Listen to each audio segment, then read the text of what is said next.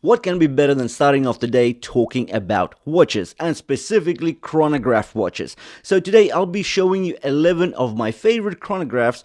Now, 11 of these watches, they all cost way under $100 before tax, but there are two pieces which cost below $14 before tax. Now, the links to the listings are in the description below the video, as well as check out the discount codes that you can apply to basically any purchases you do on AliExpress. Save some dosh, that's the way to go. And of course, check out the link to my collection. So basically one place where you'll see all the watches we've been discussing this month, all in one place.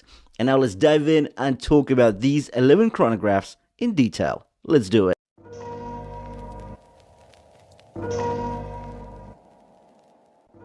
The Addiesdive AD2095 is a compact retro-style chronograph that blends vintage charm with modern practicality. At 38mm in diameter, 46 lug-to-lug length, and a 12.8mm thick, it wears comfortably on most wrists, helped by the downward-sloping lugs and lightweight 77-gram case, crafted from 316L stainless steel with a mix of brushed and polished finishes. The case has an elegant side profile, fluted chronograph pushers, and a large side push-pull crown for easy operation.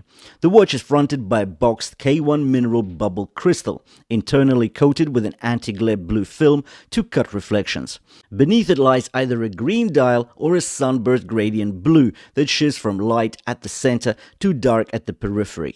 Obviously, we have the blue one here with the beige numerals, hands, and subdials, and these provide strong contrast, and the lume is excellent thanks to the BGW9 application on both the hour markers and the engraved hands. Powering the AD2516 is the Seiko VK64 Mecha Quartz movement, offering quartz precision with a mechanical chronograph feel. It drives the 24-hour subdial at 3 o'clock and a 60-minute register at 9. Also, this Mecha Quartz provides 1/5 of a second precision. Around the back, a screw-down case back secures the watch to 100 meters of water resistance, making it safe for swimming and everyday use. The watch comes fitted on a color-matched rubber strap with quick release, enhancing its sporty yet casual versatility. Altogether, the AD2516 is a stylish hybrid chronograph, compact, functional, and visually very striking. The Pagani design PD1816 is a brand new model for Pagani design, literally out about a month ago. We get a case diameter of 40mm, a thickness of 14mm, and a lug-to-lug length of 47mm. The lug width is 20mm. The bracelet tolerances could be better, no doubt, yet link fluidity is unhampered and quite fluid. The clasp is signed, and we get a milled fold-over wing. Powering the PD1816 is the Seiko VK67 Mecha Quartz movement, combining quartz accuracy with a mechanical chronograph feel. The central chronograph seconds hand snaps back instantly on reset, and the sweep is smooth, thanks to a stepper motor that beats at 1/5 of a second. The pushers are tactile, snappy, and feel great in hand. We get a synthetic sapphire crystal here, slightly boxy and ever so slightly domed, so that does offer scratch protection. We get a screw-down case back as well as a screw-in crown, which is signed. The dial itself is a standout, available in several bold variants like green, blue, or the red we have in front of us. It features a triple register layout with white printing, colored accents, applied indices. Around the outside is a tachymeter scale, tying the whole racing aesthetic together. The Berny 2845M leans hard into the flight timer vibe with a chunky, all stainless steel build and a genuinely busy tool dial. On the wrist, it does feel substantial at 150 grams. And the measured footprint, we get 41.8mm in diameter, 12.9mm thick, and 50.5mm lug to lug. That does give it real presence without dwarfing an average wrist. Finishing mixes brushed lug hoods with polished flanks and a polished fixed bezel. Transitions are broken up by a broad 45-degree bevel from case flank to lug top, so the case doesn't look too slabby despite the size. Up top is a sapphire crystal for scratch resistance. Legibility is helped by contrasting black sub-registers on a silver dial and bright applied markers. The layout on the dial is the classic chronograph look, so we get the central chronograph seconds. The 60-minute chronograph counter at 9, 24-hour indicator at 3, and running seconds at 6, with the day tucked between 4 and 5. The bezel on this watch has a couple of features. So firstly, this is a bidirectional bezel, and it's got the sliding rule here. So there's no clicking, there's no ratchet. It's a slide motion, either left or right. So we get the tachymeter scale markings on here as well as compass markings. The 5-link bracelet suits the case, stainless steel with alternating finishing, and the 2 center rows are polished with a diagonal surfacing that adds some visual pop. It closes with a folding clasp and safety lock, plus multiple micro-adjust holes for sizing. On the back we have a screw-down case back. Up front, the crown is push-pull and unsigned. Water resistance is 3 ATM, so it's fine for daily splashes, but not swimming. Power comes from the Japanese Seiko VK63 Mecha Quartz chronograph movement. The Pagani design PD1718, the BB Panda chronograph Homage, delivers a faithful vintage-inspired sports chronograph with build quality that far exceeds its modest price point, because we are looking sub $80 pre-tax.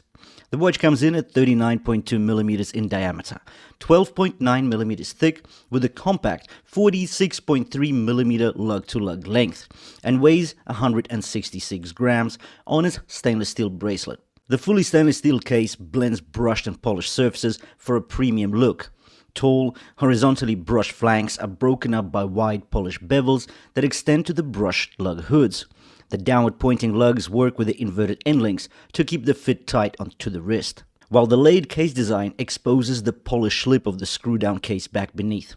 Up top, we get the polished edge of the fixed tachymeter bezel, and it frames a slightly boxy dome synthetic sapphire crystal, which is treated with anti-reflective coating. Beneath the crystal, we get the classic Panda dial layout, combining a crisp black base with white subdials. On the periphery of the dial, we get the minutes and seconds track, while the hour indices are applied, except for 3 and 9 o'clock, where we've got the subdials. Powering on the watch is the Seiko VK64 Mecha Quartz movement by Pagani design, the PD1701 for $70. This is version 4 and a 2024 model.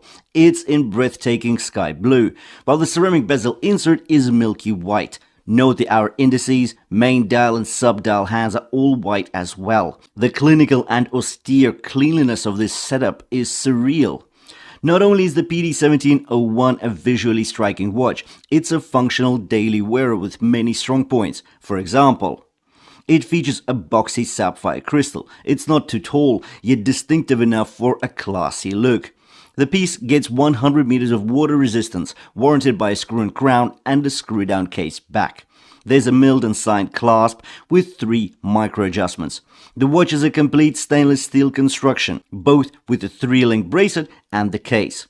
In regards to the dimensions, we get a diameter of 42mm, a lug-to-lug length of 48.5, a height of 14mm, and a lug width of 20, tapering down to 18mm at the clasp. The watch is powered by a hybrid quartz movement, the Seiko VH63, meaning the sweep-in seconds hand that's set off by the chronograph function gets 0.2 seconds precision. We've got the Specht&Sohne Aquanaut Homage, and this is something else. Usually costing around the $50 mark, on sale it will go for $39. Specht&Sohne were able to get the case design and highlights right, just enough to resemble the appearance, but numerous shortcuts had to be made almost from the word go to get into the super budget price category of sub $50. Nevertheless, the watch still looks stunning and offers everyday all-round function and utility with style. Take the TPU rubber strap with push buttons and a hidden clasp. Not only is it milled, it is also signed on the clasp and folding wings. The Japanese chronograph Quartz allows for a fully functioning chronograph subdial to tick along with precision. The orange highlights aren't just a pretty addition to the design, but rather a contrasting aid to legibility and throwback to the original. The screw-down case back and the screw and crown are not gimmicks either.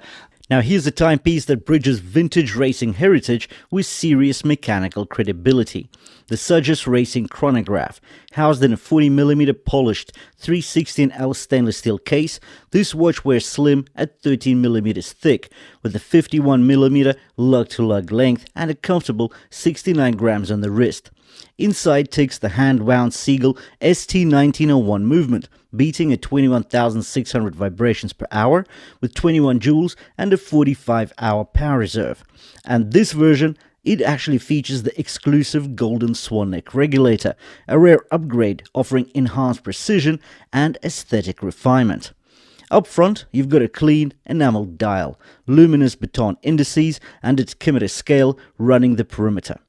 The dial pops in a range of colorways, including the bold Panda variant and a quirky rally-inspired pastel option. One of the standout features on this dial is the orange lightning bolt chronograph hand, which adds just the right amount of flair. The watch is paired with a number of strap variants. You can get the FKM rubber strap or the rally leather, and depending on variant, you also get an optional stainless steel mesh bracelet in the kit. Around the back, an exhibition case back reveals the full column wheel chronograph mechanism. This is a mechanical racing chronograph with real substance, 50 meters of water resistance, and a design that channels the golden age of motorsports. Just look at that signed push-pull crown, that star logo. Everything about this watch screams premium components and premium build quality. When vintage motorsport DNA meets modern budget brilliance, you get Addiesdive AD2095. This isn't just a homage to racing chronographs of the past.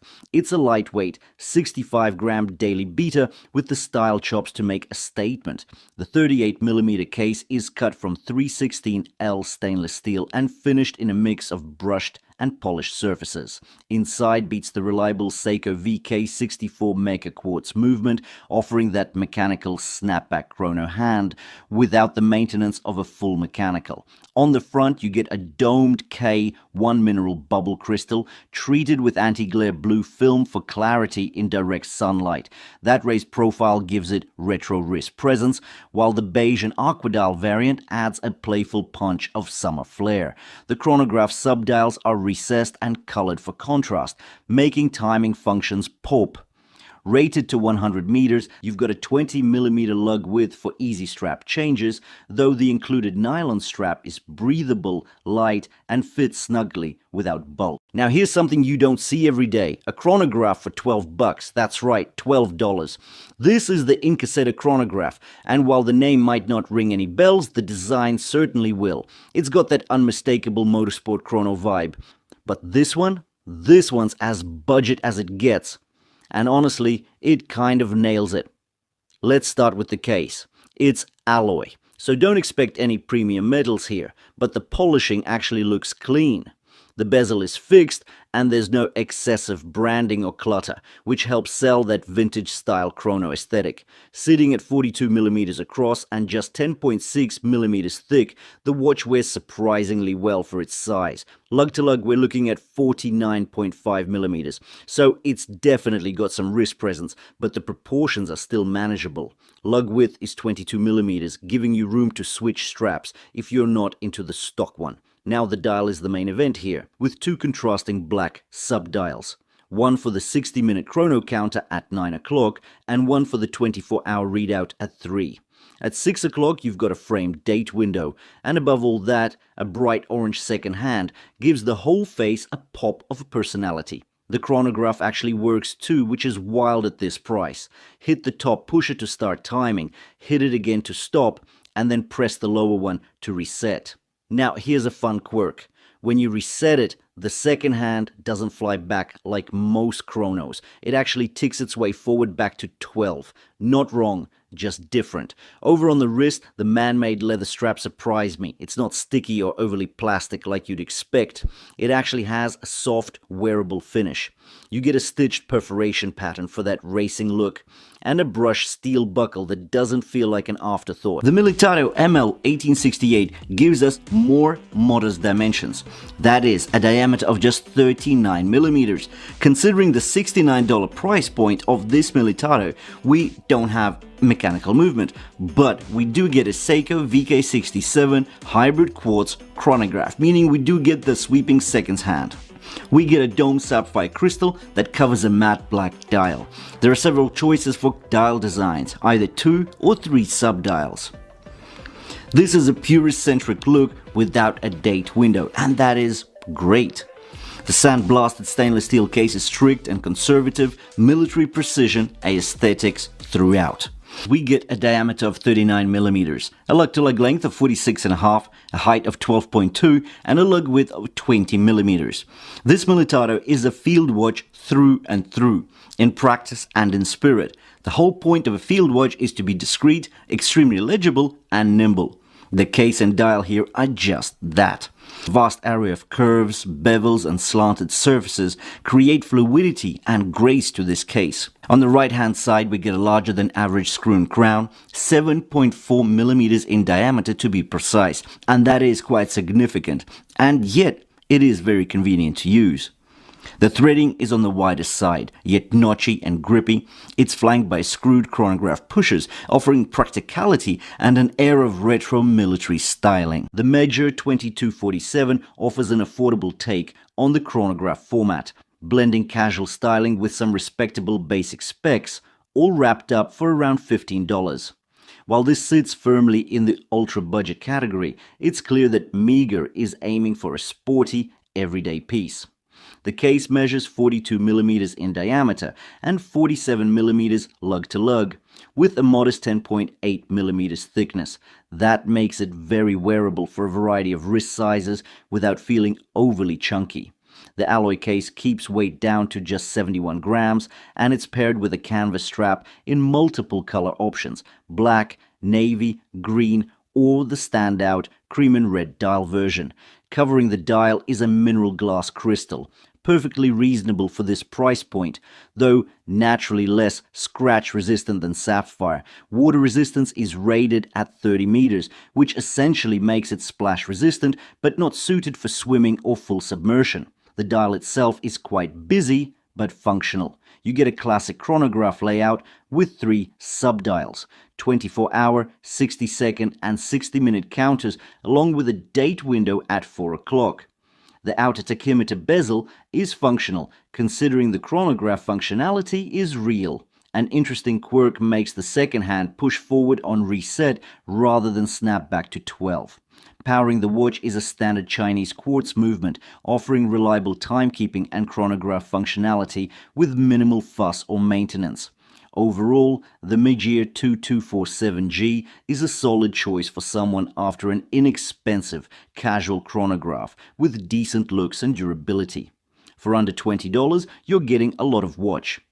11 watches later. What do you think? Which ones did you love? Which ones did you hate? I want to know in the comments below. As well as that, if you did like the video, do leave me a like. As well as that, you'll see the hype button down there somewhere. Do press it if you did like the video, because apparently it helps discoverability across YouTube. It's one of their new features.